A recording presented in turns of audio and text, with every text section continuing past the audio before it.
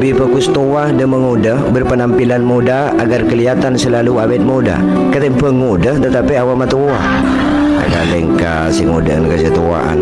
Mangkana orang sepuh lambat kan mesen abejing tengka na. Atengka petepak ngucap pasal pak mun beda masalah toju perapa rempekan pesepak.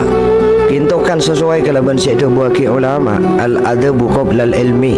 Adab, tata krama, pelaturan, tengka neka yang seharusnya didahulukan ketimbang kelaban ilmu. Terkadang orang si berilmu belum tentu beradab, tetapi orang si beradab pasti berilmu. Makanya titi santre lakonin lakona, kenengin kenengena. Munaban lah tua cak nak nganain, mun sekanak cak awam tua aman pun.